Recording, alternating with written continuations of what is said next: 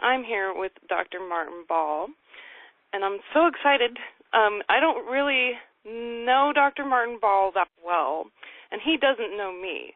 So we're actually going to become friends today in front of your eyes. We'll see about that. Just kidding. And so this is our New Earth conversation about many different topics, which are some of my favorite topics on the whole planet. And Dr. Martin Ball, I am a seer, and I'm also an anthropologist. So I have a lot of scientific and social background and cultural background. But when I saw your artwork, actually, that was what really clued me in that you were somebody I'd really like to talk to, and that you understood what the concept of perhaps a new Earth might be. And we're kind of bringing forward all these incredible ideas that people like me who are somewhat younger, I'm in my mid-30s, we're all coming into ourselves and really conscious. I would say my particular age group is pretty with it and awake. And so one of the things I do is I help people to really find their purpose. And what I found from your work in particular is that your concepts of being able to have a connection to wholeness, to oneness, or what I often call the universal mind containing all things, that you've found this incredible doorway through a naturally occurring and very beneficial compound. And I would love it if you would describe to me, who's totally new to this concept of DMT, having never even been around it or had any influence by it at all. Could you explain to me as a new person coming into this whole world of DMT about DMT as a compound? Sure.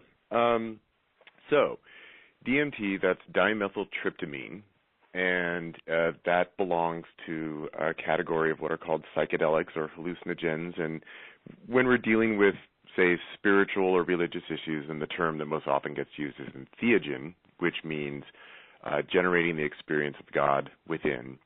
So DMT is a tryptamine, and this is part of the larger tryptamine family, which includes a wide variety of neurotransmitters that are present inside human beings, inside most mammals, things like serotonin, melatonin. These are forms of tryptamines. Tryptophan, which is, people talk about when you eat turkey and you get a little sleepy.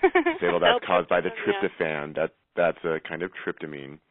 So dimethyltryptamine, and also the one that I'm really most interested in is 5-methoxy-dimethyltryptamine, also just known as 5-MeO-DMT.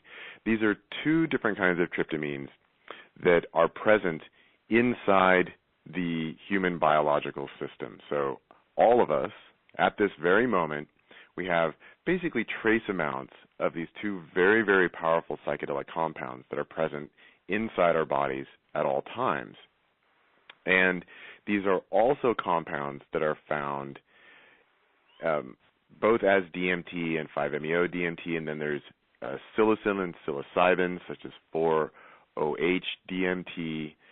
These are present in a wide variety of plants and fungi and other natural products in the world, and these have been used as part of religious and ceremonial traditions for a wide variety of cultures for many, many thousands of years, and they have a very dramatic impact on a person's experience of themselves, of both their inner reality and their outer reality. And a term that I like to use that I kind of coined to describe these things is I like to call them energens, because I don't really like the term hallucinogen, the term psychedelic. Even the term entheogen can be a little loaded for some people, but I like the term entheogen with the idea that what happens when we consume these neurotransmitter foods, so, if we're taking them out of nature, and, like if you're eating a mushroom, eating a psychedelic mushroom, you're eating this neurotransmitter food, because that's essentially what it is. It contains these neurotransmitters.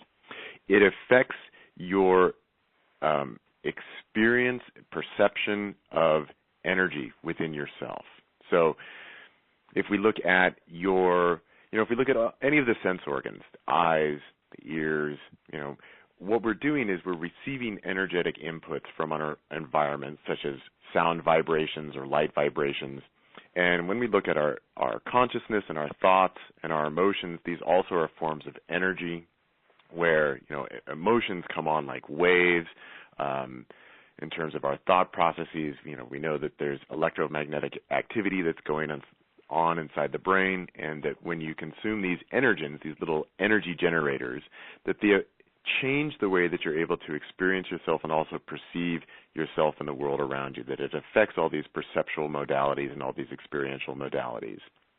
And through this, people have quote-unquote spiritual experiences. And what I'm most interested in overall is what is called the non-dual experience, where there's this complete override and transcendence of the human ego, where then people are able to enter into this non-dual state of awareness and experience, where everything is immediately and directly experienced as one unitary consciousness, one unitary energy that is all of reality, and that is the ultimate foundational nature of the individual self as well. So that's kind of where my whole interest is in all this. And we can talk about all these different compounds and molecules because they all have different characteristics to it. But in a nutshell, that's what I'm most interested in when it comes to these kinds of things. That's beautiful. Thank you. Yeah, so while you're describing this, it makes me really conscientious about how I view the universe in particular, with all of these sort of what I would call the fractal universe, and how the mathematics of the universe show up in nature constantly, and they can create the same sense of oneness. And energetically, I'm conscientious also that the Earth is shifting big time, whether it be because of the consciousness of humankind on the planet, or the shifting of the galaxy and the solar system in the cosmological sense, or both. But humanity's gained this global consciousness, and then it brings up the oneness of the human consciousness on the global scale, and how we might be able to help one another tap into that more. So in a way, since you're saying that we already sort of have these compounds existing in our body already, recently I saw a TED Talk about how we're basically hallucinating reality. Yeah. And I'm curious about that. Do you feel like there's enough DMT already existing in the human body at all times for us to be consistently sort of hallucinating our realities, but in sort of the most positive sense? Well, here's the way that I would look at it. We could take the word, I don't really like the word hallucinating because it has a lot of implications, but if you use the word psychedelic, then we could say that, look, all neurotransmitters are psychedelic. Psyche means mind, delic means to manifest, so it's mind manifesting. And this is pretty basic biology. I mean, we're not really talking about anything very esoteric in the sense that if you don't have functional neurotransmitters inside your biological system, you will have no experience of consciousness. That This is what allows us to have an experience of consciousness. We're able to perceive the world, perceive ourselves, and because of the sophistication of the human brain, we also have this perception of ourselves as an individual. And all of this is mediated through neurotransmitters. If we took all the neurotransmitters out of the human body, there would be no consciousness taking place there in terms of an experiential awareness. At the metaphysical level, at the more cosmological level, we can say that consciousness just is. It's the nature of reality. But in terms of a personalized experience of consciousness, no neurotransmitters, no consciousness. So at that level, we can definitely say that absolutely that our perception of reality is a psychedelic event. It's a mind-manifesting event, and whereas we are only aware of the things that exist within our consciousness. When I'm looking at something, it is a subject-object relationship where I am aware that I'm seeing something. But to go back to something that I mentioned earlier, as these energetic beings, all that we're ever doing is we are receiving energetic input from our environment, and then we are reconstructing it within our own personalized perspective into an experience of reality. So we don't ever really see anything. We don't ever really hear anything. We don't ever really touch anything. All that we're getting is we're getting all this information. We're getting all this data, this energy, these waves of energy that are coming at us. And then we reconstruct it within our own brain, within our own mind, into an experience of reality. And, we do this every night when we're asleep, where we're constructing these dream realities for ourselves. And, most dreams seem relatively mundane. They're relatively normal. We experience things like light and gravity and air and, all of these normal things. And this is what we're doing every day, where we're constructing this little virtual reality for ourselves. But I would say the primary difference between dreaming, which is mostly a self-produced event, versus when we're in waking reality, we are receiving input from outside our physical bodies that is contributing to our experience of constructing a world. And it's far more coherent and consistent than the dream reality, because we have these coherent energetic structures that we call reality that are there and present. But the way that this works is that energy tends to function in fractal formations and geometric formations. And when we consume a traditional, say, classic psychedelic compound, like if we eat psychedelic mushrooms, in our perceptual field, if you eat enough, what you do is you start to see these geometric patterns, you start to see these fractals. And the way that I like to describe it is that we have energetic input coming from outside the body, which is in fractal geometric formation. So, for example, we can describe clouds and rivers and mountains and trees, that these are all forms of fractal mathematics. And then at the interior level, we have these fractal mapping patterns, essentially, of consciousness itself. So kind of what happens is, like if we're looking at a tree, we have these fractal forms of energetic information that are coming at us. And then at the interior level, we kind of have these fractal maps, and we sort through them and say, okay, which one is this? Oh, this is a tree. So there's really, I'd say there's primarily a fairly consistent and coherent mapping between interior and exterior reality in most circumstances. So our internal map of the fractal of what makes a tree, we're able to map that on to our external perception and say, okay, yeah, that's a tree. So we can identify the objects of our experience. Now, when we take a psychedelic, what we're doing is we're actually becoming more perceptually aware of these fractal formations of energy and patterning that exist within consciousness, so we can see them more directly, we can experience them more directly.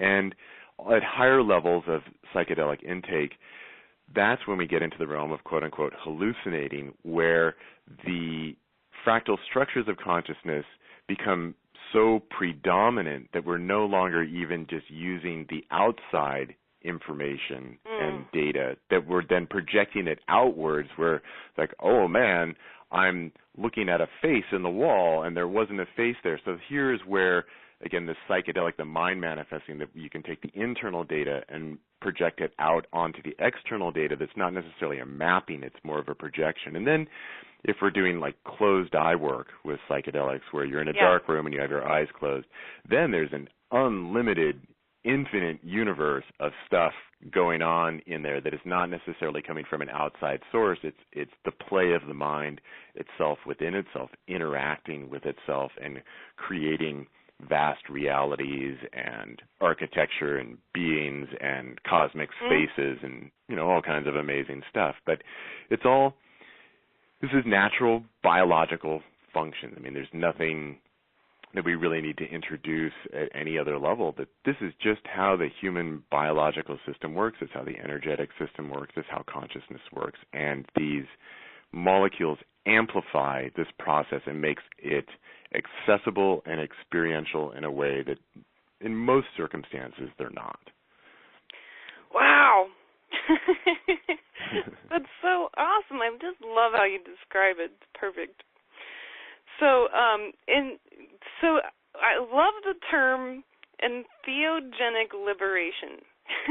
Mm-hmm. That's kind of what you're pointing at. You're saying if you can reach this internal state and be able to go inwards to experience the many, many dimensions of the mind, that there's a liberating effect. There's this, what I would say perhaps this sense of oneness that you've described.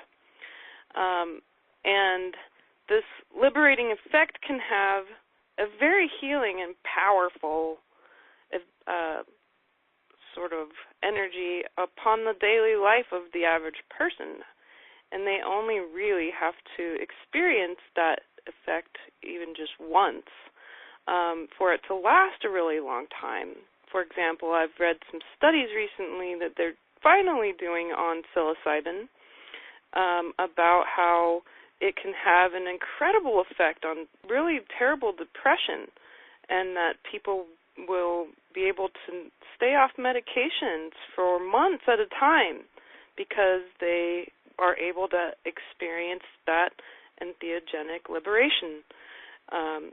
And can you kind of describe how this might be therapeutic for people who are trying to heal themselves? I imagine that if someone, for example, I've worked with a lot of veterans, that if someone who has had some terrible PTSD was to utilize this as a medicine, as a liberation medicine, perhaps, that they might be able to have a different experience for their daily life. Have you seen these sort of things in effect? Oh, absolutely. And there's a couple of distinctions that I would want to make here. And one is when I'm using the term entheogenic liberation, really what I'm pointing towards is this non-dual experience and really the work that comes with that of self-directed liberation of the individual from the confines of the human ego into direct and immediate awareness of the unitary nature of being and the unitary nature of reality. So that's where I'm using the word liberation. That I like to describe the ego as kind of a form of prison. And that is what I consider to be really, that is the apex of not only psychedelic experience, but human experience overall, that this is the center, this is the top of the line, this is the absolute nature of reality. There isn't anywhere to go beyond that, in other words, that this is the absolute epitome of the full embodied experience that any individual can have as a human being. And so as I would say, not that I'm trying to put anything on, to say that there's less value or anything, but the psychedelic healing is often short of the full non-dual experience. So there's all different kinds of psychedelic healing that can take place with people without necessarily reaching all the way into the totality of the non-dual experience. So, for example, many people who use psychedelics for various forms of healing have never had an actual full-blown non-dual experience. And I see. I know a lot of people who have spent years and years and years of working with psychedelics, and many of them have never had the non-dual experience, but they've still achieved a lot of healing from that. So it's just important to make that distinction, that I'm really talking about this is a kind of experience and a form of healing that comes from that is a different order of magnitude than these other forms of healing. But they're all valuable, and they all really can transform people in both the immediate sense and over the course of their lives. So there's a lot of profound work that can go on here. So if we back up a minute, we can talk about, say, like the post-traumatic stress disorder issue. So with various forms of psychedelic healing, what can occur is, okay, if someone has, let's say there's a debilitating mental condition that's taking place, that usually means that there's some kind of feedback loop that's going on within consciousness.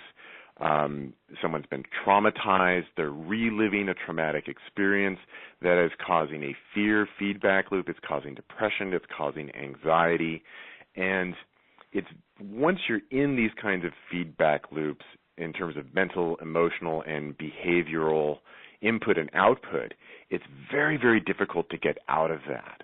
So when people go to, say, a traditional therapist, it might take years and years and years of conversations and really exploring issues and trying to find, well, what is the root that is causing this person's depression and anxiety? Or if you again, going back to post-traumatic stress disorder, you can spend a lot of time talking about your experience in battle or something like that, and it can take a long time to really reach a resolution, and having a cathartic experience where you can break free of that is very, very difficult to come by. So now we have these studies that are taking place that showing that working with things like psilocybin or MDMA, which is also known as ecstasy or Molly, can be very useful for this, because what it does is it provides an immediate energetic disruptor to that debilitating feedback loop. So again, if you're in one of these feedback loops, it's very, very hard to get out. And you might know, well, okay, I'm doing this to myself, that I've entered into this, but how to step out of that is extraordinarily challenging. So if you introduce a session with one of these molecules, the experience is so radical, it's so different, that it can break that pattern and then allow someone to go into a state where certain aspects of their ego and their normal sense of self, normal sense of perception, normal sense of reality, that gets disrupted, and some of these patterns can soften or loosen, and it allows them to move into a different energetic state, where then these energies that get stuck inside the person's system, they can then release and they can move out, and so that is what produces the quote-unquote healing effect. So if you're locked in this terrible trauma, and you're just miserable, and you're reliving your battle scenarios. So again, I'm talking about PTSD with combat veterans.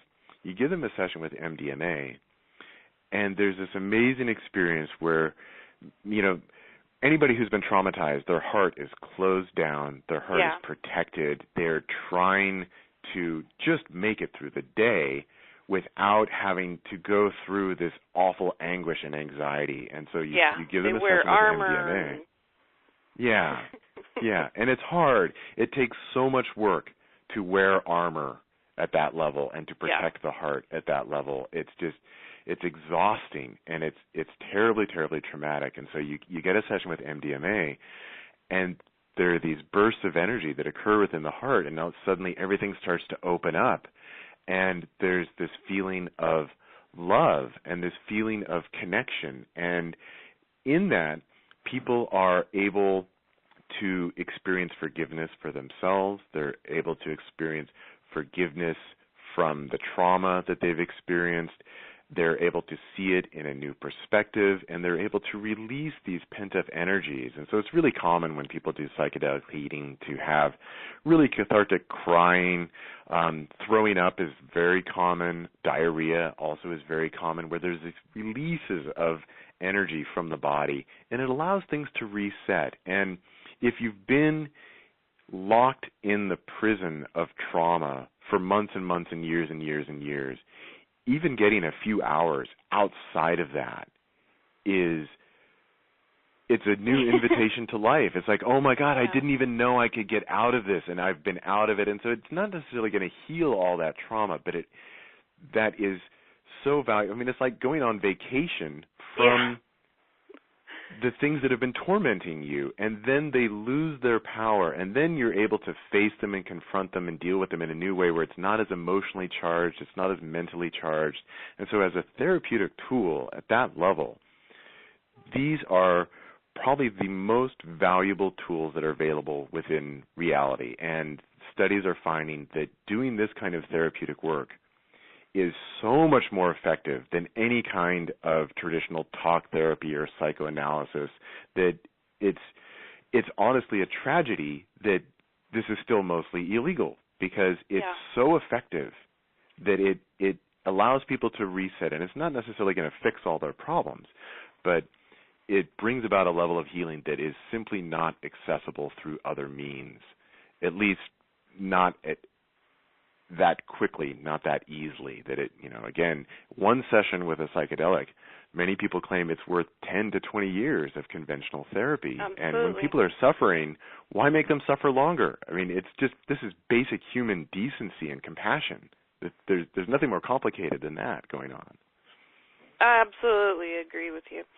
Perhaps if we can come out of a for-profit healthcare industry, it would be more widely understood as this value would be put on it, and it also wouldn't necessarily be tied to, say, hippie shamanic rituals anymore, but actually seen for the scientific value that it has.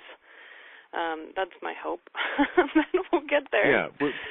We're definitely at a place where we have the potential for a really radical cultural and social change, because we are seeing the results of these studies that are now taking place that have been going on for a number of years, and these are getting more expansive and they're getting more broad, and they're looking at things like PTSD, they're looking at end-of-life anxiety, people suffering from cancer and terminal illness, a whole variety of psychological issues, depression, OCD, even possibly even working on things like Alzheimer's and dementia,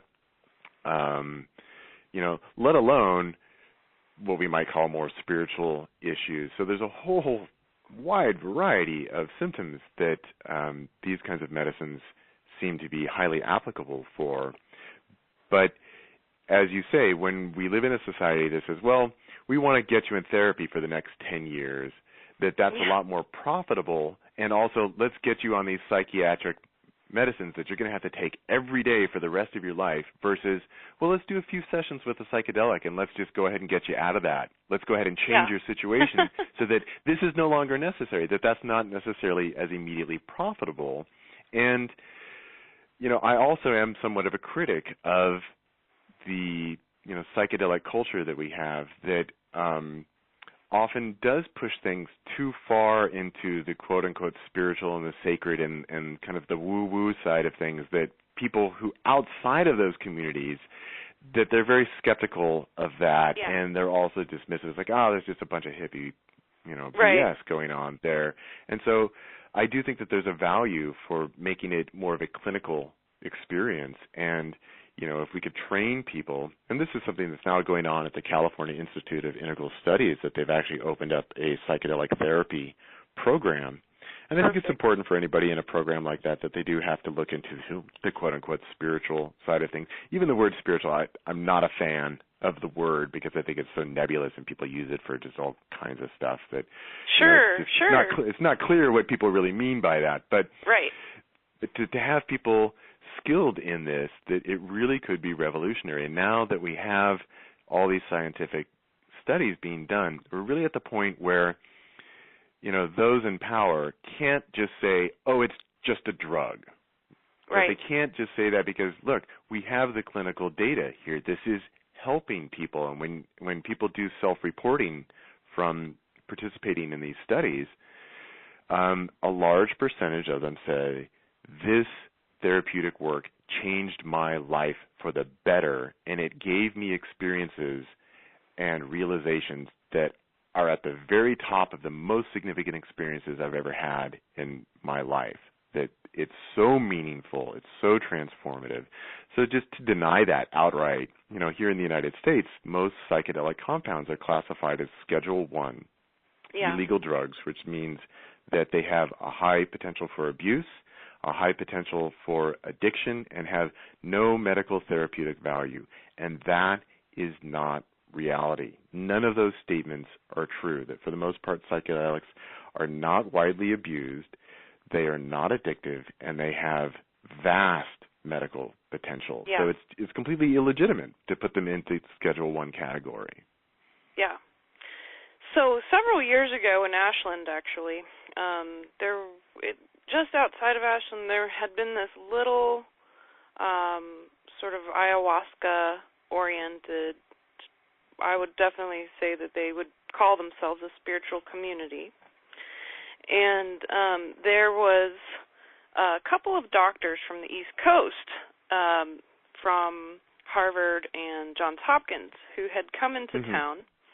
And I was an anthropology student at the time, really interested in ethnobotany, and kind of randomly ran into these two guys, and they were basically doing a study on this group of people, because the group of people said, this is our communion, this is our spiritual communion, and they took it every week. And they wouldn't take a huge amount of it, but the reports coming out of this group who were utilizing ayahuasca as their spiritual communion, the reports about their mental well-being and their happiness levels and their productivity and their wellness in general were incredible. And the reason these two particular guys were involved was because there had been sort of a national look at this group, because they were worried that these folks were sort of using the nonprofit church-based idea to basically play with drugs. And these guys were coming in as experts to look at the group and say whether or not they were just playing with drugs, or whether or not they were whether or not they were a community that had value, and that this was actually fair for them to be called a religion or a religious group. The outcome ended up being that they did get deemed a religious group, and that they were continuing to be allowed to utilize ayahuasca legally as a communion. I think one of the few people had come out saying that they were giving it to children. That ended up not being true. However, it was pretty amazing to speak to these two men, because one of them was a neurosurgeon and the other one was a psychiatrist, and both of them regularly partook in medicinal plants, including peyote and other stuff, and they saw these plants as gateways for brighter, bigger consciousness for humanity as a whole, and absolutely encouraged adults in general to partake in them. So they were able to set aside their bias to actually do these studies on these groups and interviews and stuff properly, so they could have an actual record for the law. But it was pretty amazing. That was my first introduction to this whole entire concept. But then at the same time, you're pointing out too that it needs to be taken out of that, perhaps, that whole context of a religious experience, a spiritual experience, and defined more. The concept of spirituality needs to be defined more. Is that what you're saying? Well, I wouldn't say that it necessarily needs to be taken out of that context. I think that context has its place and has its value. I just think that there's even more beyond that we don't necessarily need to put it into a religious context. But really what all this is pointing towards, whether we're talking about the spiritual use of psychedelics or we're talking about the therapeutic use of psychedelics, is that the reality is that with them being illegal, it actually makes it more likely that people are going to be consuming them in ways that are maybe not necessarily beneficial to them because it's secret, it's underground, and people aren't able to have open community discussions and participation in it without the threat of the law coming in, because this does happen where suddenly the feds show up and everybody in church gets arrested or the leaders get arrested, and these kinds of things have happened. And so it promotes the idea of, you know, an underground economy and underground experiences, and then people are experimenting with these things on their own. Whereas if we lived in a society where people who were curious and felt, well, maybe ayahuasca is right for me, rather than trying to cook up a batch on your own and doing it without any supervision or guidance at home, which is something that people do, and then they might get traumatized by that experience because these are radical experiences. These aren't necessarily things to play around with. Right. If we lived in a society where we could be more open, it's just, yeah, well, I'm just going to go to church, or I'm going to go to my therapist, or, you know, I'm going to go to some non-dual teacher or something like that, and we're going to take these, and it's above board, and there are safety standards, and it's, you know, when people feel that they need to hide things, that's where problems tend to come in. And so one of the values of, say, a more spiritually oriented community that's using these things is that it's in a community context where it gets integrated, it's a part of life, it's normal. There are people who are educated there who know how to deal with the different issues that arise for people when they experience these things. So, you know, like if you study a society or a group of a community or group of people who are using ayahuasca as part of their spiritual context and spiritual community, then we're going to find that these people tend to have greater mental and emotional balance. They're more integrated with their community. They're productive members of society. They're healthy and happy, and this is what studies have shown fairly consistently.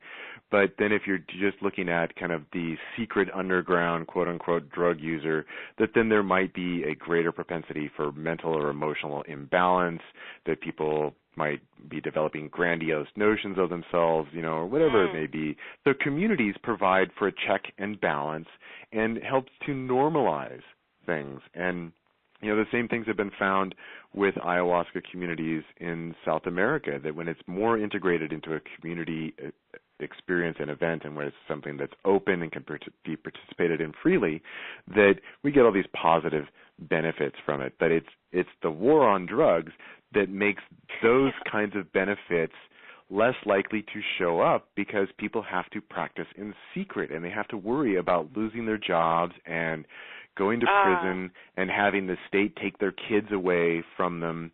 So in addition to just this being a medical issue and just a general social and cultural issue, there's definitely issues of religious freedom and religious protections that are relevant here. You know, I mean, here in the United States, a lot of Christians like to think of themselves as persecuted, and there's this whole narrative about, there's this war on Christians, and it's just absolute nonsense. I mean, there are religious and spiritual communities that are persecuted in the United States, and it's definitely not Christians. It's people practicing non-mainstream religions and spiritualities and minorities and things like that. So this is all part of what's going on in America today, and so this is something that it's important for people to look at and ask, well, what kind of society do we really want to have? Do we want to have a society that's promoting healthy, happy people, or do we want to persecute people and destroy their lives capriciously for reasons that we can't even back up with science at this point? So the war on drugs, the whole thing is just a massive societal failure. And if we can... if we can look at these things and really find ways, well, how can we do this in a way that's beneficial? So, you know, here in Ashland, we have a lot of that. We have the Santo Daime Church, and, you know, just a little further afield out there in Williams, there's lots of ayahuasca and Native American church ceremonies that are going on out there. And this is just a normal part of people's lives, that people feel that they can be open about it, they can share it.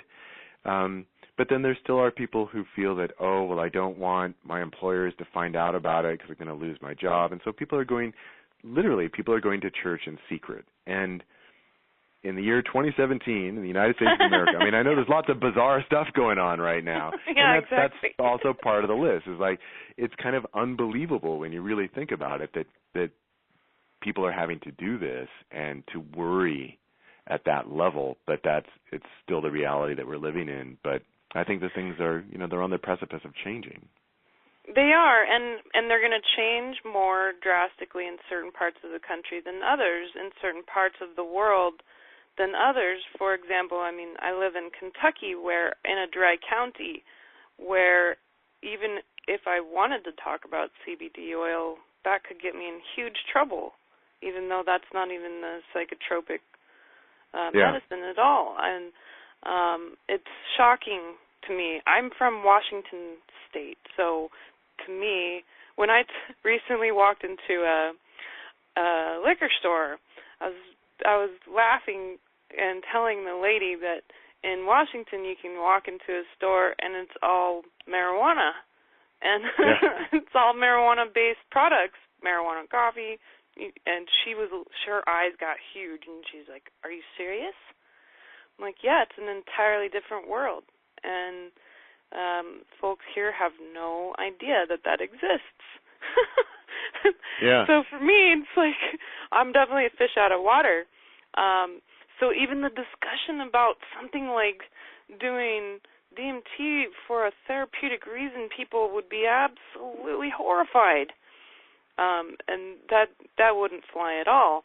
And, we're talking about the Bible Belt here, where the only experience that people feel is of value is the experience of being saved.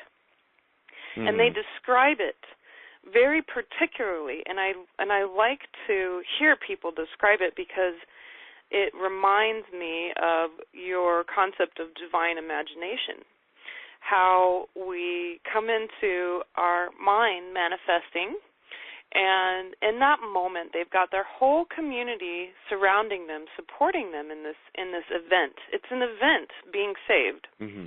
Mm-hmm. And in this event, the whole community supports them. It creates a huge amount of energy, and this person feels a moment of divine imagination. They feel it in their whole body, and they experience it, and then in that moment they feel saved. They feel saved in that they are, perhaps this might be going too far for some folks who describe it, but more one with God. They accept Jesus into their hearts, is what they say. And Jesus is God to them. So when they say, "I accept Jesus into my heart," they go through this experience of divine imagination where they themselves get to be one with Christ. And to me, in my mind, from a totally West Coast point of view, I'm like, this sounds like an experience of liberation to me. But it's completely created by the group. Perhaps even going so far as to say that the whole group created the experience together as like a collective manifesting. And it's super powerful, but at the same time, if I was to say, well, this experience is one that I understand, we could talk about this, but I had a different path to get there, they can't talk about it. It's against their conscious law. They just see it as evil, that there's only one way to get to that divine imagination. And so it's going to be interesting to see as certain parts of the country lead the way towards this freedom, to be able to use this as medicine, that where I'm at, what's going to happen over the next several years and how people will react to that, if they will ever accept it or not. It's going to take a long time, I think, and many generations to change that. Because I would even go so far as to say we're actually living in the 50s here. So we're really far behind in this little area of America, and I hope that will shift. So if you're okay with it, I would love to open the line to some questions. Would that be all right? Yeah, actually, first I would just like to make a quick response to please, what you go were just ahead. describing there. And one of the great values of psychedelics is that they are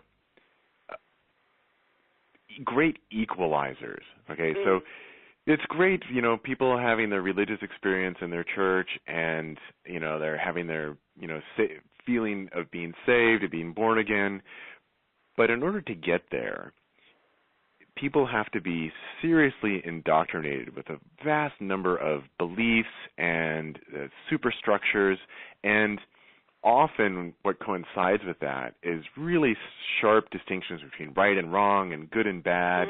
And so, sociological studies and psychological studies have shown that, especially in the United States, heavily religious people are also often plagued by deep amounts of existential and social fear and anxiety. And this is part of the belief structures that come with these religious formations.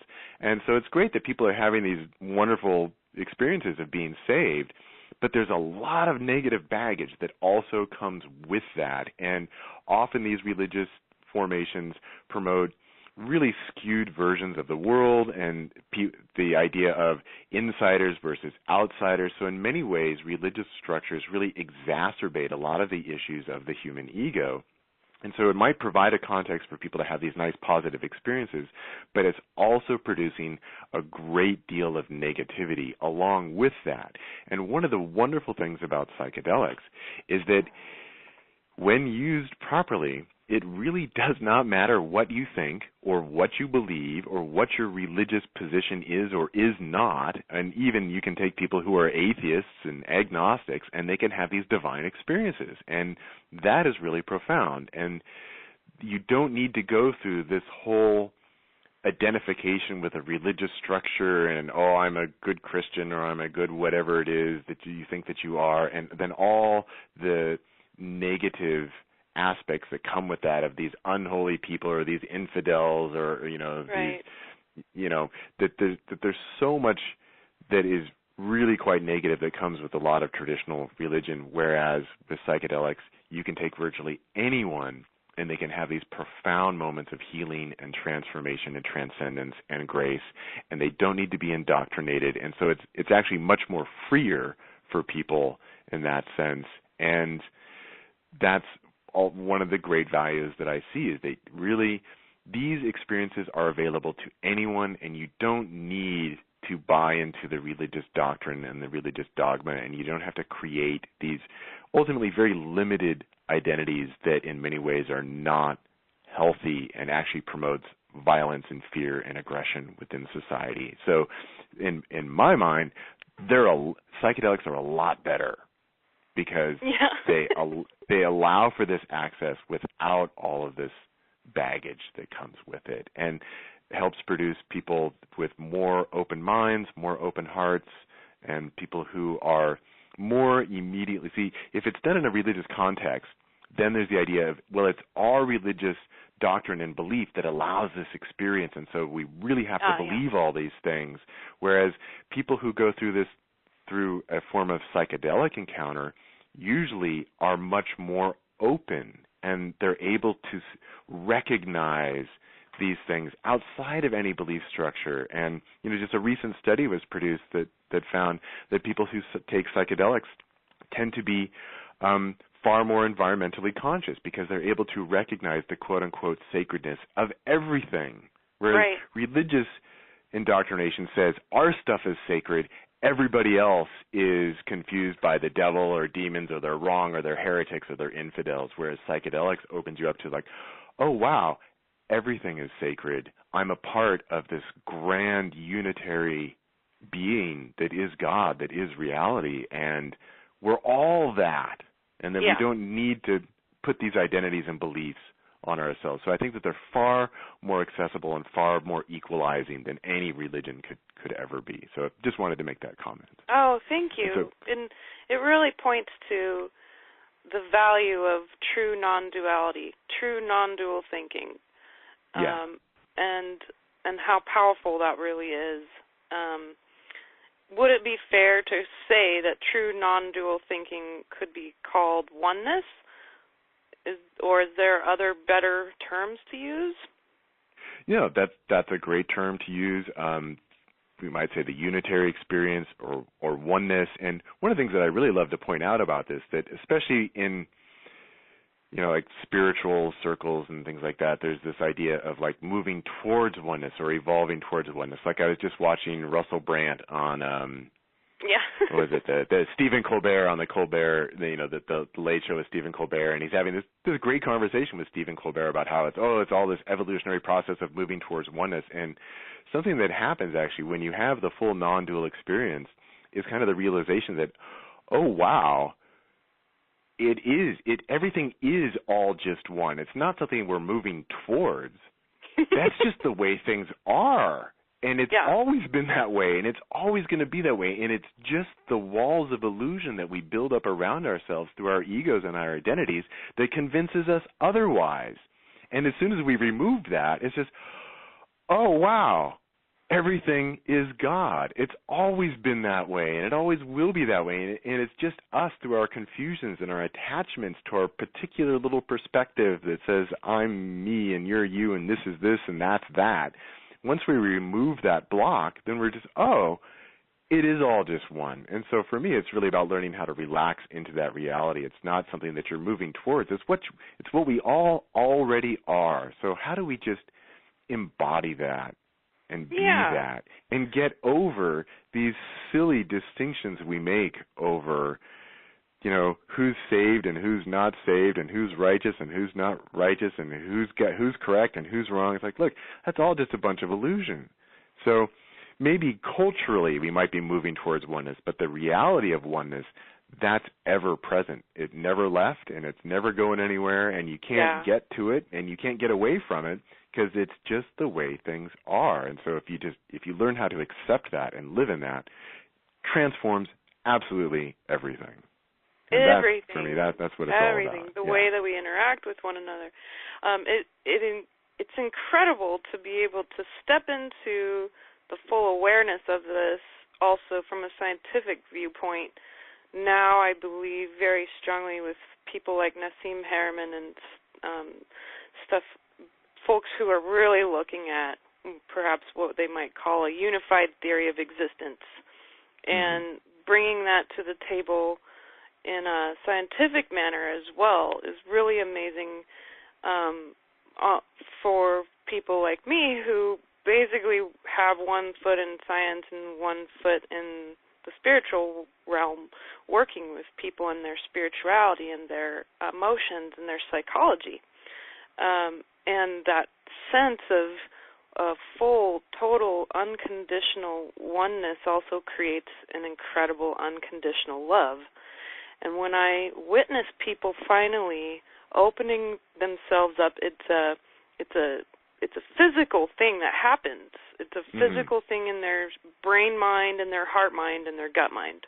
They have a whole body experience of this oneness, and then they can have a touchstone, like I like to call it, a touchstone to always be able to know what true oneness and unconditional love feel like.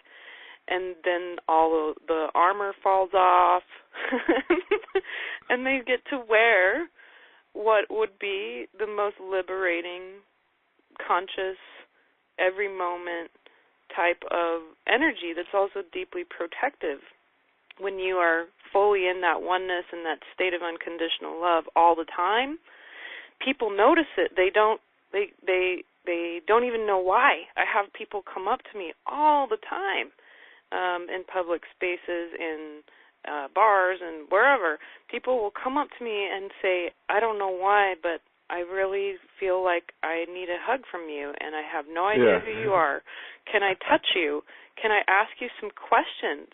I literally had one woman come up and say, can I just touch your hand? like I'm some kind of magical being. And I'm like, and she's like, I don't know why. I'm like, I know why. Let me tell you. Let me tell you why. Because I hold love. It's pure, and I hold it all the time. let me give you some so you can have a touchstone experience and understand what that feels like. And it's incredible the psychological effects it has for people when they can walk through that whole process and be able to embrace this true beauty of oneness. And as you said earlier, which I just love, an invitation to life, an actual real life true experience. Nothing that has to do with, say, genetic bondage or cultural bondage of any type. No matrixy, containers. No walls, no boundaries. And also to witness how it shifts and grows and changes over time, because all of this beautiful oneness, the fractal universe, it continues to shift and grow and move, and it's beautiful to really witness that in nature as well. And my hope for humanity is that we are going to utilize the true oneness of consciousness, this beauty of unconditional love and oneness, to completely shift and change our material experience, especially. I feel that when we have this feedback loop, this negative feedback loop that happens with the material world that we're in, we are dealing with very toxic and destructive elements constantly. The way that we build our homes, the way that we live, every single day we're in these cars on asphalt and tennis shoes. We have no grounding. We have no oneness with the earth anymore. And, the people that do, they are often eradicated purposefully. And then we have entire social systems and economic systems built upon that same negative feedback loop. And it's what I call actually false light constructs, that anything that separates us from the oneness of the universe, from that universal mind containing all things, that incredible love, anything that separates us from it, it is false. It's false light. It's constructs that keep us contained. And you see this occurring in the systems. And I kind of come from a materialist point of view in anthropology. I'm a very strong believer that materialism is very important for us to understand, that if we can shift the way the material world looks through creative processes that are often defined by these beautiful, liberating experiences that you're talking about, then we can actually start to completely shift our cultures a lot faster. I'm all about cultural change on a dramatic level. I want to see massive revolution towards oneness, and that's going to have to really take place in the material world. And that's why your art and your music are so important. Why people getting creative after these experiences and starting to shift the way they live is so important, because you can't see everything the same again anymore. Yeah. You can't hold a plastic bottle and feel good about throwing it away anymore, because you recognize how sacred the material world really is, and that our bodies are not separate from that, folks. Yeah, it really opens you up to a level of personal responsibility that you're not really able to have without that, and understanding that everything really is one. And this is not a metaphor, this is just not this is not some aspirational statement. Literally, everything is one, and you are that, and so you are everything, and everything is you. That these barriers and boundaries that we create through our mental constructs and through our identifications, that they're just illusions that we're holding on to. And one of the ways I like to describe it is that genuinely, within your heart, within your being, you are infinite, unconditional love. That is your most fundamental nature. And what that means is that at your truest level, you actually love everyone and everything. That is the natural energy of being. That is the natural energy of reality. But through our politics, our religions, our identifications, our cultural and ethnic, whatever it is, we create these false boundaries and barriers that says, well, I love this, but I hate that. And I want to promote this, but I'm afraid of that. And so one of the things I like to tell people is that if your belief and identification system promotes any amount of hate or fear, you are filling yourself with illusion. And, I mean, when we look at American culture and politics and society today, it's all about hate and fear. I mean, we are so far off the mark of reality. But when people relax into themselves, they discover that actually they are an infinite well of universal love. And here's the thing. You don't have to work for it. You don't have to try and do that. It's just natural. It's this infinite love for everyone and everything. But we've cut ourselves off from that through our identifications and through the structures of the ego. And so when we dissolve that and we find out, oh my goodness, I'm in love with reality. I am in love with everyone and everything. And then you learn how to be responsible for how do I then embody that and enact that, because it's not an abstract idea. And as you're saying, it's actually something that you feel in your body, and you can see it when it happens to people because their bodies open up and there's just this love that pours out of them, and it's right there. It's not intangible. It's not just a concept. It's not a symbol. It's perceivable, reality. It's measurable.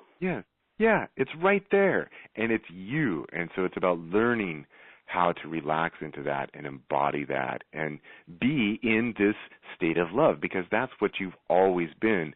We've just been pretending to be these other things that divide us and fill us with hate and fear about the other and the stuff that's bad. And it's like, look, it's all love. So figure out how to be that. And the more people that can do that, it will transform society at the mental, emotional, physical level, change the way that we engage with space, change the way we engage with objects, change the way that we engage with other people, just across the board. I mean, the title of A New Earth, we're not talking about some metaphysical thing, right. We're talking about people literal. getting into who and what they really are. The reality of what it means to be a human being. One of the ways I like to describe it is that every human being, actually everything, really, so we don't just have to say humans, but we're talking to humans here so we can, single them out. Every human being on this planet is actually God walking around in human form. We are all one unitary consciousness and being, and we're just pretending to be whoever it is that we think we are. But we're actually just one being interacting with itself. So every time we hate someone else, we're actually hating ourselves. Every time we're afraid of someone else, we are afraid of ourselves. Every time we abuse someone else, we are abusing ourselves. Every time we hate, fear, or abuse an object of reality, we are hating, fearing, and abusing ourselves, because all of it is literally one. It's inescapable. It's just reality. It doesn't matter if you believe it or not. That's just the way things are. So the more you interact with everything from a place of unconditional love, the more in alignment you are with what actually is true and actually is real. And it's so freeing. And, it's beautiful for the person, and then it's beautiful for everybody around them and everyone who comes into contact with them. And that's where we are able to make these changes into, quote-unquote, this new earth. It's like people got to learn who they are. Once they know who they are, the rest of this crap that we're doing to ourselves and to each other, I'm convinced that's just going to evaporate, because it's just nonsense. It's just acting from fear and hate built up around these illusions that we've attached ourselves to. And if we can get beyond those, it's a whole different ball game. Yeah, and I always ask myself, I asked my husband the other day, I wonder what would be on TV. If we I know, it's hard to think of, like, well, how do we tell a story that doesn't have conflict and drama and hate and fear and people trying to one-up each other? And what happens to all the news stories? It's like, well, today there was an outburst of love and everybody got along and we achieved great things. You know, like that's the end of the news story. Yeah, that's what the new Earth looks like. That's what it's going to feel like too. Yeah. Incredible.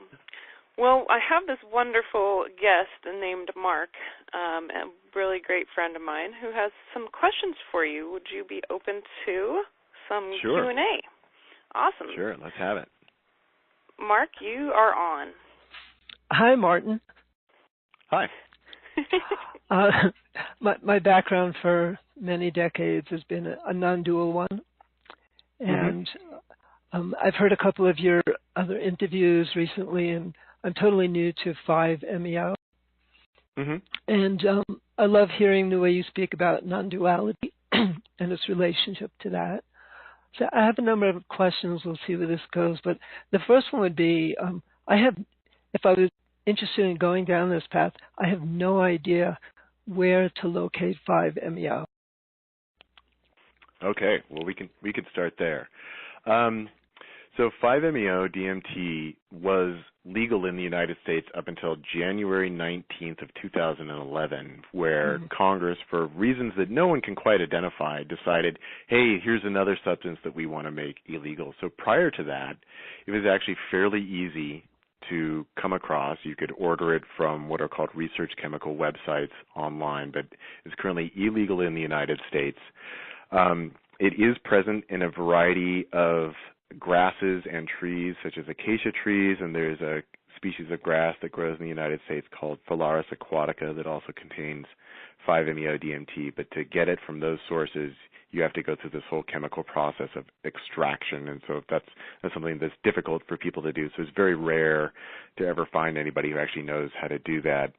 Also, here in the United States, we have the Sonoran desert toad, Bufo alvarius, which is the only toad in the world that produces 5-MeO DMT through its glands, and so you can actually extract it from the toad. You can just squeeze these glands on the toad, and it squirts out this material, and that contains 5-MeO DMT. In general, toads produce what is called bufotenine, which is 5-HO DMT, so it's also a form of DMT, but that actually tends to function as a nerve toxin, so this is often called like toad venom, and that's, you know, if an animal comes up and tries to eat the toad, then they squirt this into the animal's mouth, like the coyote's mouth, and then the coyote kind of goes into convulsions, and then the toad gets away. But the Sonoran desert toad, Bufo alvarius, actually produces 5-MeO DMT, and so that's something that a lot of people do, is they use the secretions from the toad. Now, there are an increasing number at this point of what we can call underground providers or facilitators who facilitate sessions with 5-MeO DMT, because word has now gotten out. So I myself personally first started talking about 5-MeO DMT when I first started my podcast, The Entheogenic Evolution, which was back in 2008. And at that time, when I first started talking about this publicly, for the most part, nobody knew what this was. Kind of in the elder psychedelic circles here on the West Coast, everybody knew what 5-MeO DMT was, but they didn't talk about it publicly. Apparently, there was actually this kind of esoteric Kabbalistic stuff where, the elders in the psychedelic community actually got together and said, okay, nobody talk about this because we don't want people to find out, because we don't want it to be made illegal. And so for several generations from the 1960s up until the present, that, some of these elders in the psychedelic community, they knew about this, but they never talked about it because they didn't want to have this very, very special molecule. They didn't want too much attention drawn to it. So I was one of the people who kind of burst that bubble because I wasn't part of those circles and nobody told me not to talk about it. I wouldn't have obeyed them anyway. So I just started talking about it, and there was a few other people at the time, but nobody knew what it was. But through myself and a few others, that awareness was starting to spread about this. So now at this point, many people know what it is, and there's a very high demand for it because, one of the ways I've personally described it is that this is the God molecule, that consuming this within a matter of seconds can take you fully into the consciousness of God and the unitary nature of being, and nothing else really does that. So it's very unique in that sense.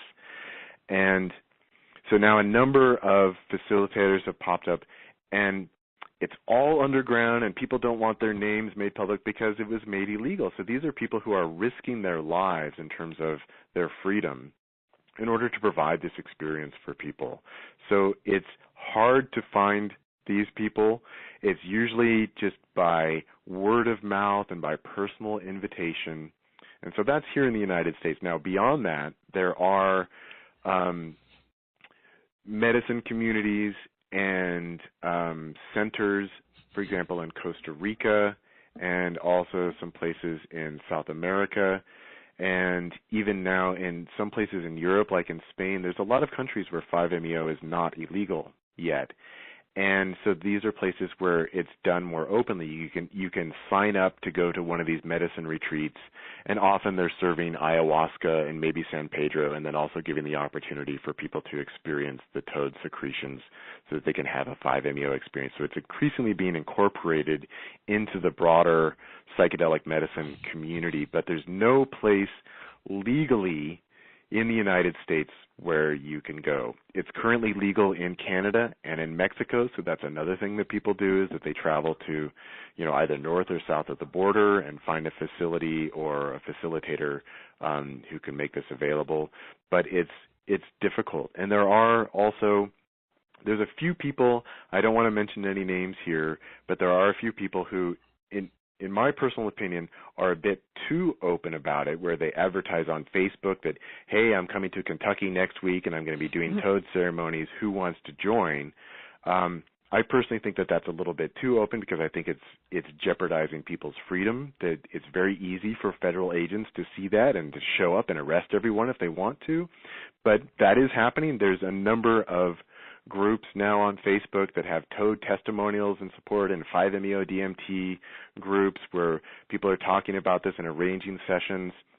Again, I think it's a little bit too open. I mean, I don't want to promote fear, but I also do want to promote reasonable caution, that you can be arrested and can be thrown in jail for doing this, for having this very intense personal experience. So it's just something that people need to do with caution. But it's kind of a long answer to your question, but that's just the reality of the legal situation that we're currently stuck in. Right. Thank you. In terms of a non-dual awakening, a stabilized non-dual awakening, if that is the goal, then what would you think the protocol for 5-MeO DMT in that regard? Well, that's why I wrote my latest book, Entheogenic Liberation, and the subtitle is Unraveling the Enigma of Non-Duality with 5-MeO DMT Energetic Therapy. So this is something that I myself personally was doing for about 7 years. I was doing one-on-one sessions with people with 5-MeO DMT, and I developed a methodology and protocol that I found was most useful for stabilizing the experience for people. And I think that this is something that's very important, because with something like 5-MeO DMT, it's very, very simple for people to have a full non-dual experience. You pass them the pipe, you say, here, take a hit, and then boom, there you go. And one of the things that I really emphasize in my new book is what I like to call the difference between a practitioner and a provider. And I personally am the only one that I know of that qualifies for my definition of what a practitioner is, and that everybody else that I'm aware of who works with this, they fall into the category of a provider. And a provider is someone who provides you with the medicine, provides you with the experience, provides you with a context in which to have that experience, but they don't necessarily have the skills or abilities to really help you work with that and ground into it. And one of the things that I always like to emphasize is that there's a difference between non-dual experience and non-dual liberation. And what I'm interested in is the non-dual liberation, and that is a process that people can go through. And it is not just, here's your 5-MeO, you had a big experience, oh, you experienced unity, great, you made it, you're done.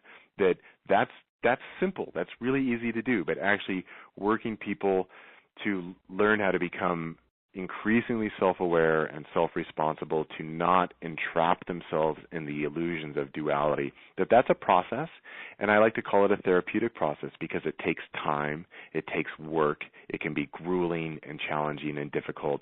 And since I wasn't seeing that in the broader society and in medicine communities, that's why I wrote this book, Entheogenic Liberation, to really spell out detail by detail, step by step, what this actually looks like, and so that people have the tools and the understanding of how to engage with that themselves, given that most people are going through a provider who doesn't necessarily have this knowledge and skills to impart to people. That I'm really providing this as a handbook for people, and it is, in my opinion, it's the definitive book on the 5-MeO-DMT experience and its applicability for not just non-dual experience, but non-dual liberation. So it's something that I would recommend anyone who's considering 5-MeO-DMT.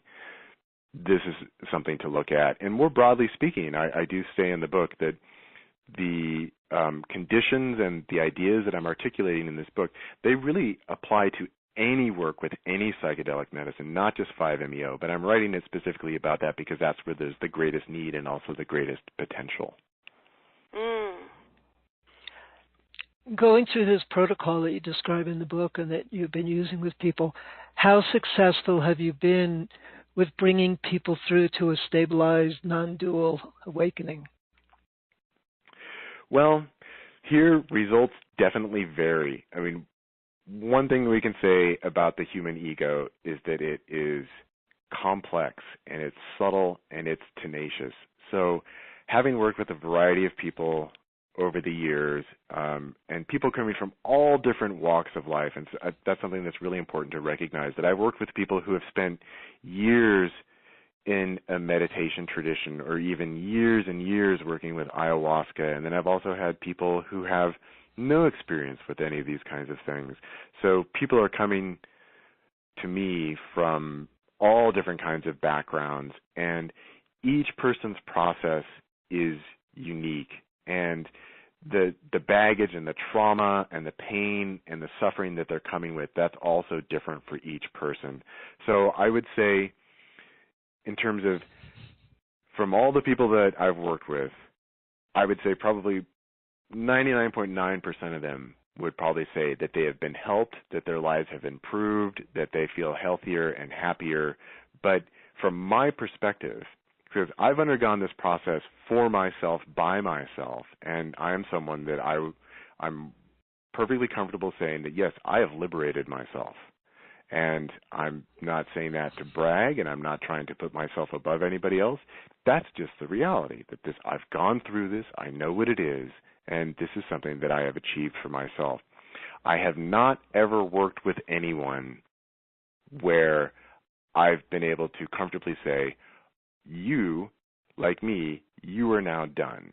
You've done the work that you need to do. I've seen a lot of people get close, but to actually go all the way is very, very difficult. So success there has been across a range of issues, but I've never felt that someone who has come to me that they're just done. Because even people who have gotten close, then they come back and they think, okay, I'm all done, and then we do a session together and they get all squirmy and uncomfortable in front of me. So it's like, yeah, there's still stuff that you're working on within yourself. But that's also part of the inspiration for writing the book, is that when it comes down to it, the only person who can liberate you is you. That's just the way things are. And so in writing this book, I'm hoping to provide people with some guidelines and some tools so that they can do it for themselves. And, it's my hope. It's my eternal hope that more people can do this for themselves, either with a practitioner, facilitator, whatever it may be.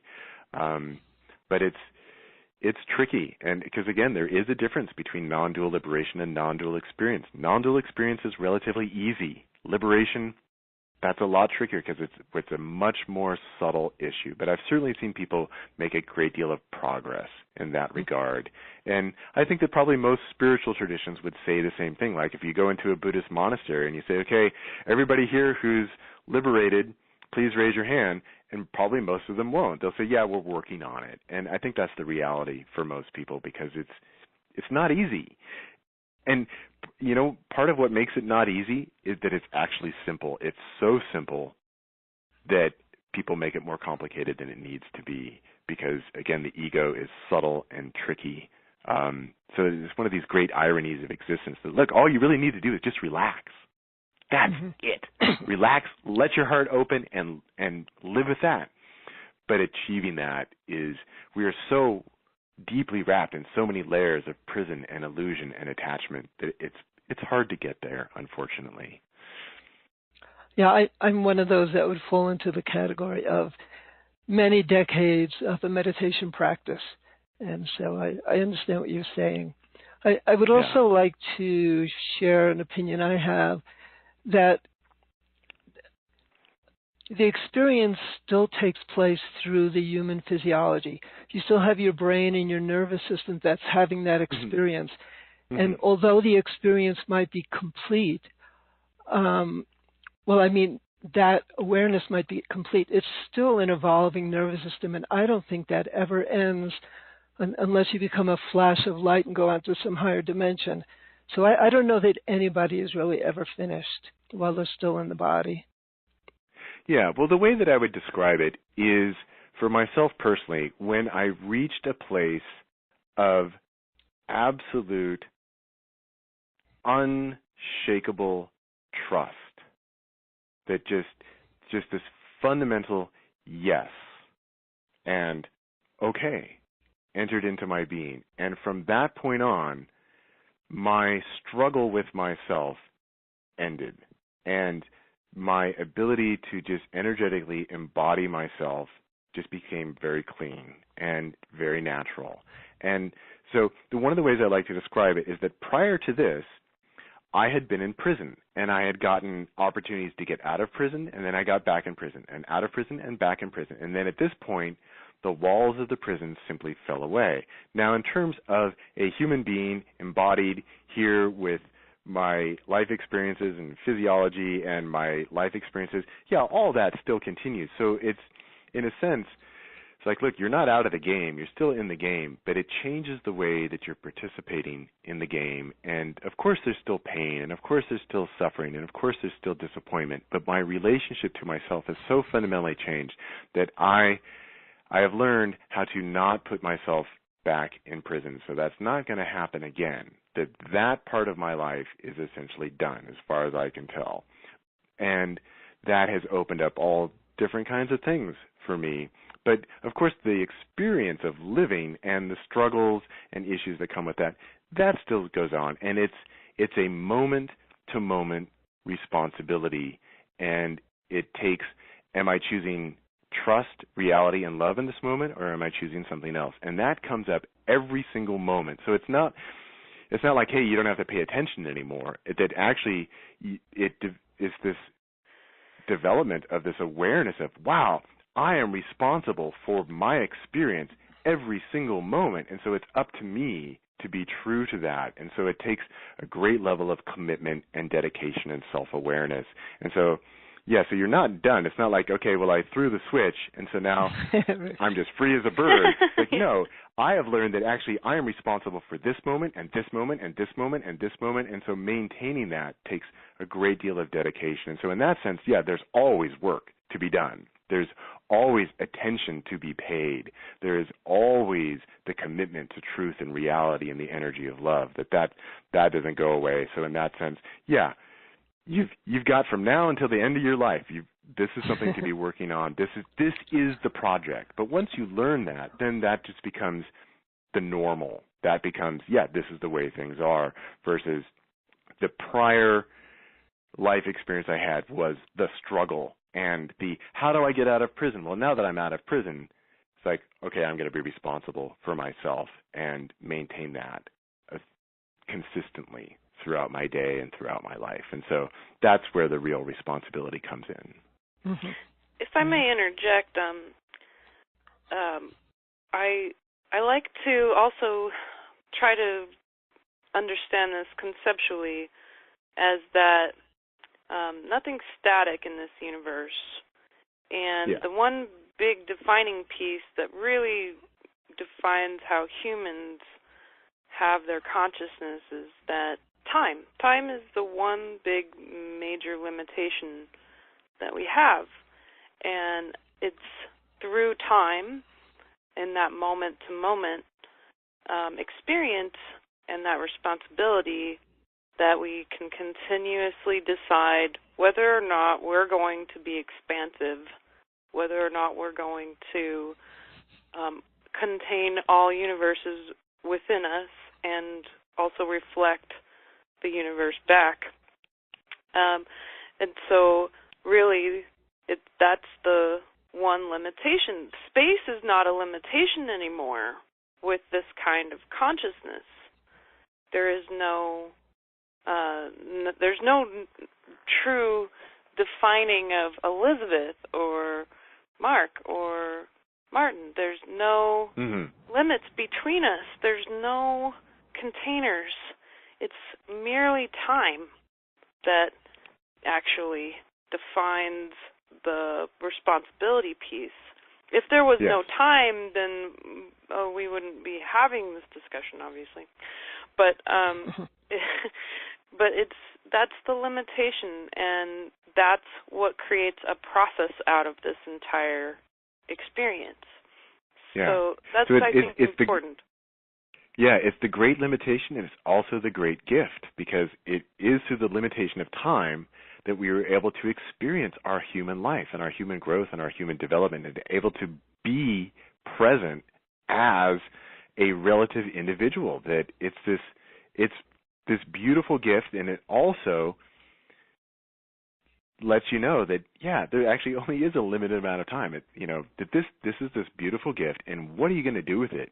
Are you going to spend your time in fear and building walls, or are you going to spend your time in freedom and in love? And so through this limitation, we get this great bonus of being able to be the person that we are. So it's this really beautiful thing that the limitation of our little human life is actually what gives anything and everything value as an embodied individual. And so it's the limit and it's the gift. And so I always like to recognize that. Yeah, and Nassim Haramein talks about time is actually really misunderstood, that time is actually memory. It's the memory of the manifestation of the mind. So when you are defining reality through your senses, and when you've liberated your mind so that you recognize that, for example, right now I'm in my little room here in my house in Kentucky, and this is something that I believe is reality, yet I also know that there's all these other dimensions that are accessible at any moment and that I am a part of, and that I can, if I want to in this moment, imagine myself in front of Dr. Martin or in front of Mark. And that's actually what I do for a living. It's called remote viewing. And this is part of our human experience. There's no space that you don't have access to if you recognize that your mind manifestation is really merely memory over what we call time, over a linear state. So I think that's also important to let people know what it really feels like and what you have access to when it comes to human consciousness is extraordinary. There's no limits at all. I say when people come to me for a session, I say, I'm only bound by time. I'm not bound by space. Would you like to go inside yourself and talk about your DNA, or would you like to expand outward and go out into the solar system? Let's go where you want to go, because that's how expansive your mind is.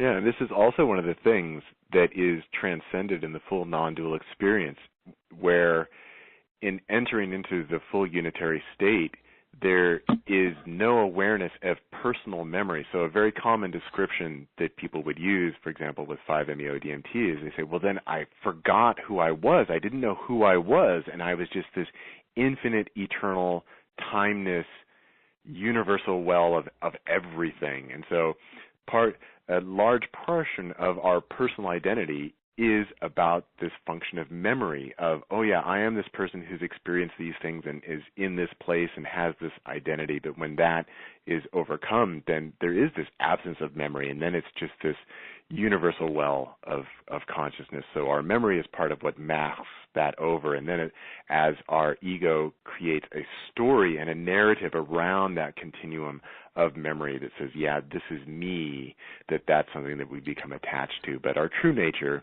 of course, is spaceless. It is timeless. It is it's universal. It's this infinite well of being, and that's what we really are. And so our memories and our identities is just a masking of that. And when we become too attached to that, that's where our own struggles and difficulties and fears and anxieties arise. So we can have our memory, have our personal identity, but there's no need to be attached to it, to understand that, well, I'm actually infinite, and this is the masking of the infinite through my personal experience. And so that allows me to have this individualized experience that I get to enjoy, that has other people and other beings and other objects, but really it's all just this infinite, eternal oneness of nowness that's happening. And when we can rest in that, but still enjoy the personal, I mean, for me, that's the fun of embodied living, that, wow, I'm infinite, but I'm me, and I'm this person, but I'm also everything. And so that's where the real freedom is. That's how we get out of prison, is not just realizing that, but embodying that and living that. And Mark, you had some other really incredible questions that I would love for you to shoot towards Dr. Martin. Okay, great. Yeah. The next question has to do more with safety. And I feel like I'm prepared emotionally and philosophically, if I could say that, but I have certain physiological challenges. For example, since I was a young teenager, I've had a tremor, and Elizabeth identified it as the effects of mercury in vaccines as a child. And so are there situations where it would not be a good idea for a person to take 5-MeO? And I'm not talking about a microdose. I'm talking about on the path of a non-dual awakening. Yeah. Well, first of all, what I always recommend, and I really highlight this in my new book, Entheogenic Liberation, as well, because in many places of the world, people can just order it off the internet and they can get it for themselves. But one of the things I always say is, please do not introduce yourself to this medicine. It's very important that you, at the very least, have someone who's experienced. They might not be a full-fledged practitioner, but at least that there's someone that they've seen the range of the ways people react and what happens and whatever concerns, that it's very important. It's one thing if you just, you get a hold of some psilocybin mushrooms and you do your journey on your own, that's feasible. But 5-MeO is so radical, it's so powerful, that it's important for people to understand that the full non-dual experience, it is literally impossible for you to have an idea of what it is, because it's infinite. And I really like to stress that. And there are a wide variety of ways that the ego might react to that.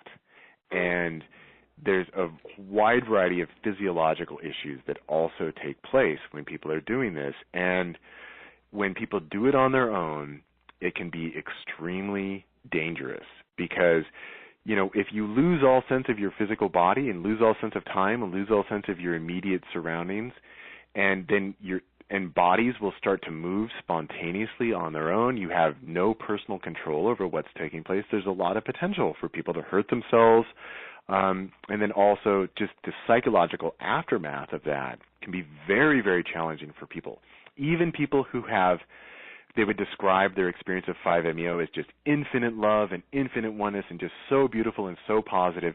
Even people who have that experience can have a very difficult time integrating it after the event, let alone people whose egos fight with the experience all the way through, where it's just the most horrific trauma they could ever possibly imagine. So sometimes people take 5-MeO and they say, that was heavenly, that was just supreme bliss. And other people who fight with it all the way through, they say, that was the most horrific, terrifying hell I could ever possibly imagine. So it's important to keep that in mind.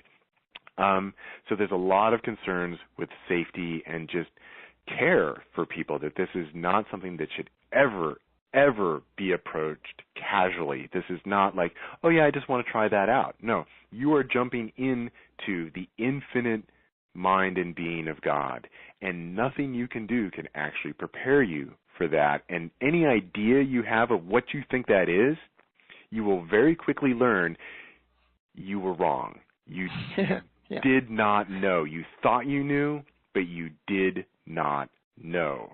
And then after that, then you have some understanding, but you can't even contain it in your mind. That, you try and describe it with words, and it's just not adequate.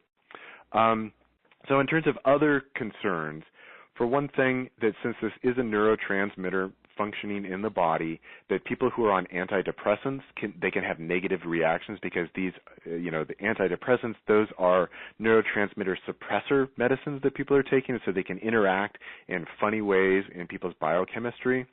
Also, particularly with 5-MeO-DMT, it does not actually produce an increased heart rate or blood pressure, but so often people's egos are so startled by the experience that it's very common for people to have a very elevated heart rate. So anybody who has a heart issue, that can be an issue working with 5-MeO-DMT. Again, the 5-MeO doesn't actually create the increased heart rate, because people who have learned how to relaxed into it, they don't have increased blood pressure, increased heart rate. There is just this supreme relaxation that occurs.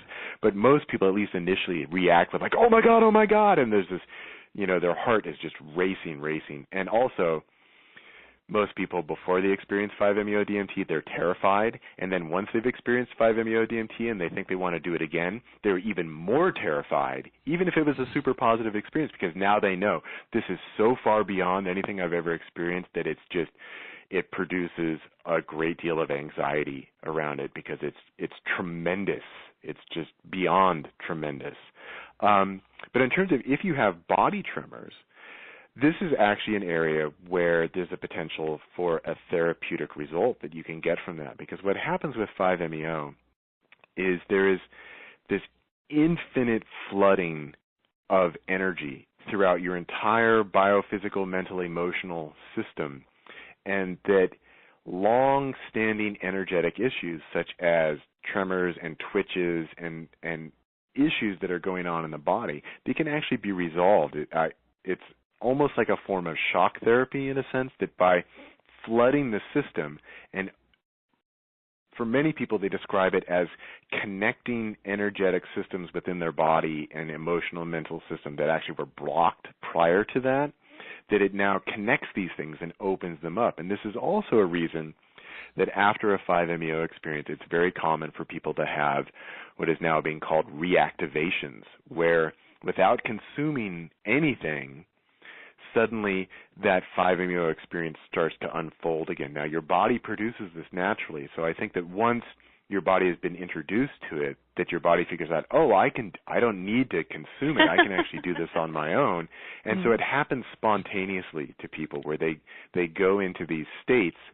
And here again, this is a place where some people are able to relax into it and really enjoy it, and then other people really freak out really hard, because it most often occurs at like 2 to 3 in the morning when people are asleep, and suddenly they wake up. It's like, oh my God, what's happening to me?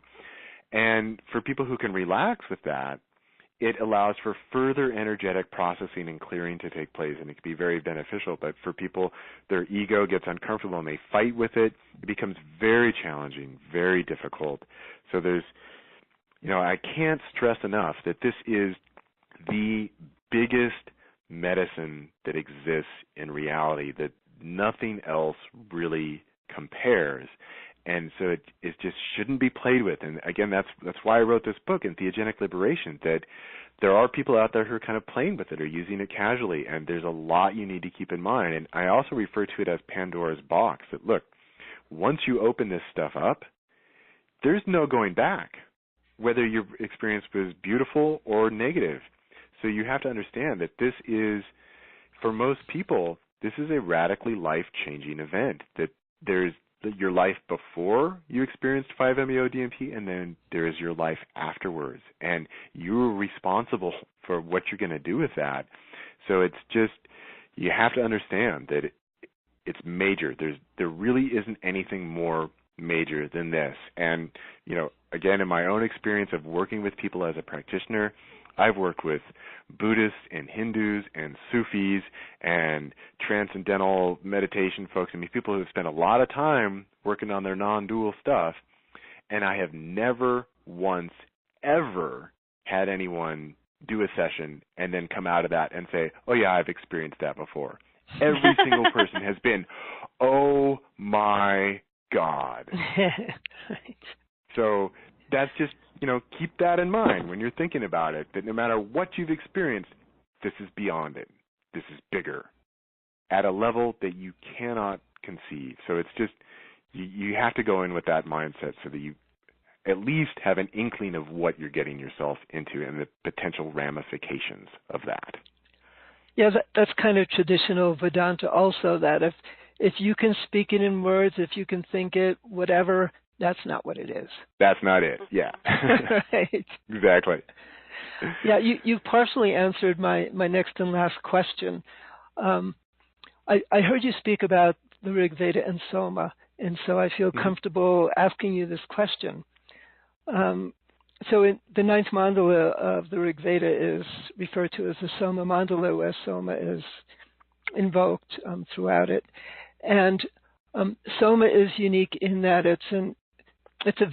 Soma is a Vedic deva, but also Soma is a substance produced within the human physiology.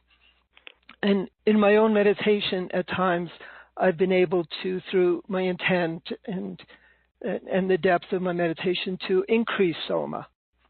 And I was wondering, you kind of touched on that now, that if that's a practice that you do without taking any substance, just to invoke it and increase it on your own. Yeah. So at this point, I permanently cracked in the spring of 2009. So what I was referencing earlier, where I said where I just entered in this place of absolute trust and yes, this is it. That was really the culmination of what I would describe as my practice in any sense. And this is something that, for anybody who's interested, I've detailed all of this in my memoir, Being Infinite. And since then, I have no practice. My only practice is to be authentic with what I feel in any given moment. And within that, my energy and my quote-unquote psychedelic state varies tremendously depending on what's occurring, who I'm with, what I'm talking about, what energies are present. And so sometimes I go into fully psychedelic states, fully unitary states, fully energetically open states, and then other times not. So in other words, at this point, I have stopped trying to control or achieve anything. All that I do is I just stay present with reality as it is, and I've learned how to trust all of these fluctuations and transformations that are continually taking place. So in that sense, all I do is go with the flow, and that then my experience is very, very malleable, and I don't ever get in the way of that. So if I feel that, okay, it's coming on, I will just go with that, and I will allow that to take place. And it changes the way that I sound. It changes the way that I speak. So I'm having a little bit of that right now. And then as things close back down and I get more into the ego persona, then I allow that to take place. So I'm just fluid. That's also why I say that, look, I was in prison before. I'm not in prison anymore. And I'm just going to go with it. That's all that I ever do. So for me, this is just my natural state. And that natural state varies a great deal, and I just go with it. So if we want to call that going with the production of Soma inside myself, sure, that's fine. I'm happy to use that kind of language, but I don't ever try. So I'm done trying. I don't have any practice, and this is also a reason why a lot of people, they refer to me as like a spiritual teacher, and I don't see myself as a spiritual teacher. I'm just a reality teacher. I am reality. I've learned to be that in myself, and so I don't practice anything anymore. I just am. It's just it. So that's where I'm at personally on that question. That's great. Dr. Martin, I feel very comfortable in what you're sharing, and it resonates a lot with me. And I don't really see any conflict between what you've been describing and what I've understood in non-dual teachings that I've had. But you say it so eloquently and so clearly. I really appreciate it. Thank you. Oh, well, you're very welcome. And that's one of the things I like to say to people is that, look, I'm telling you what you already know. Okay, I'm not trying to convince anybody of anything or have people develop any kind of belief systems. But if you really go into yourself, especially from any kind of non-dual tradition, I'm just telling you stuff you already know, that there's nothing here that I'm saying that should be controversial. And for people who aren't grounded in some kind of non-dual understanding, they find me extraordinarily irritating, and I trigger a lot of people and I trigger a lot of egos because I basically poke people where the places where they're sensitive. And so with someone like yourself who's grounded in a non-dual tradition, that all of this should sound familiar. There shouldn't be anything that I'm saying that's like, oh wow, that's mind-blowing. It's like, no, this is just it. Okay, this is just how things are, and I'm just doing my best to articulate that and help other people to find it in themselves, because that's really the only thing I have left to do at this point. I mean, I like to do my music and do my art and write books, but other than that, since I just view every other person as another version of myself, and majority of them are quite confused, I just want to help inject a little clarity, help other people find themselves, and that's it. That's the only thing left to do, really. Yeah, that's a big part of how I get through the world. When I come in conflict, it's just another aspect of myself having a different experience. Yeah, that's all it is. That's what makes this a true New Earth conversation. Yeah.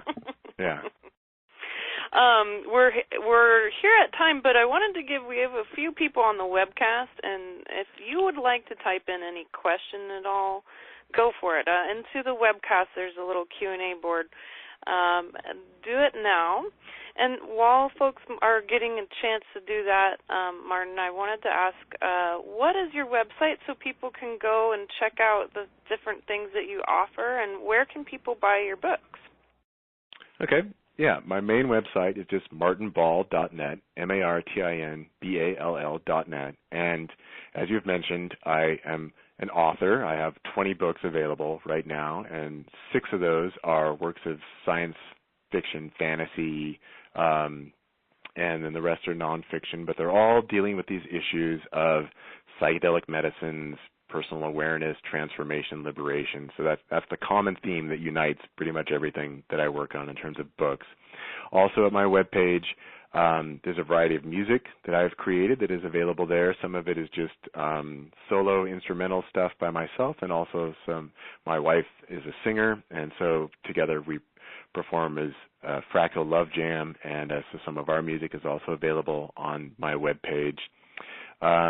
Then through that main webpage, there's also a link to my art webpage, which is fractalimagination.com, that you can get there through martinball.net, and that's where I have all my fractal art. I also have a YouTube channel, which is The Entheogenic Evolution. I have my podcast, which is also known as The Entheogenic Evolution. And then here in Ashland, I run the Exploring Psychedelics Conference, which happens in the spring every year at Southern Oregon University. But all of this is centralized through martinball.net, and then I have a variety of other web pages that are out there that are all linked through there. And, of course, my books are available on Amazon, through all the global Amazon markets, and through many of my books are at the iBookstore and also at Kindle, so you can get ebook versions of them. And so I've got a lot of different materials, and I try and make all of this accessible through art and through music and through writing and through lectures, because different people resonate and gravitate towards different mediums. And so all of this I see as expressing this non-dual understanding and hopefully inspiring and helping other people to do that for themselves.